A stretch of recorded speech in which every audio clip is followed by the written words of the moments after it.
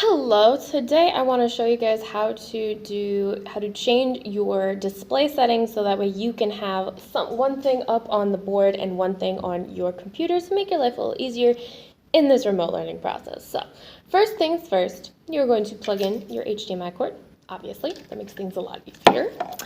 And you're just going to plug it in. So, what should happen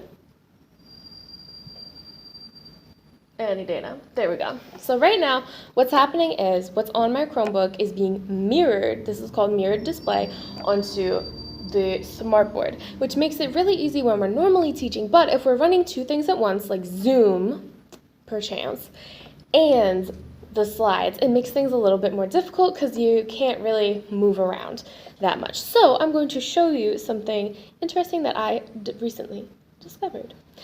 So you go into your settings, go into device, and then you go into displays. Now, you see this little checkbox right here. That's mirror built-in display. So the built-in display refers to your computer. It's the display that's built into the computer. So what you're going to do is you're going to uncheck that box. And now you have two display windows right here. You have the built-in display, and then you have the whatever your other monitor is. So you're basically treating this as a second monitor. So we don't really care about what the built-in display looks like because that might not be what we're going to share, because that's not really what we're going to share right now. So we're going to click over here to go to the monitor one. So whatever is not your built-in display refers to the board, the monitor, whatever else you're plugged into. This can also be really helpful if you're at home and you have like a spare computer monitor lying around. You can do pretty much the same thing as well, but that's a topic for a separate video. You want to make sure your screen is set to extended display. That means this monitor is just an extension of your computer.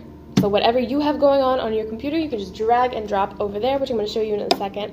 You also want to make sure your display size, because the monitor is ridiculously bigger than the Chromebook. It's probably like 10 times, 20 times the size of the Chromebook.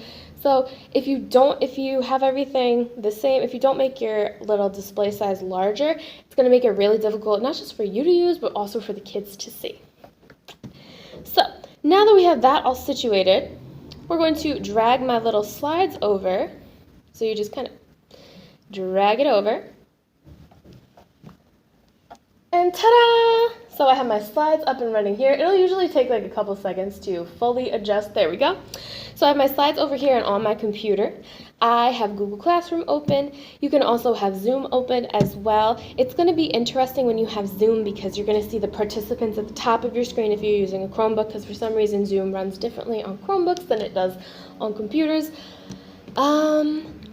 So that makes it really handy if you want to like grade assignments while the kids are watching something on the board, or you want to be able to see your students on Zoom but still present to the class, etc. And you can always flip-flop it. That's what I do when I teach alone in a room, is I'll have Zoom on the big board so that way I can see what all the kids are doing and just scroll through really quickly, and then I'll have my presentation in front of me so that way I can easily go through the slides as I need to. So that is my first tip for a trick for you to use when you're teaching remotely.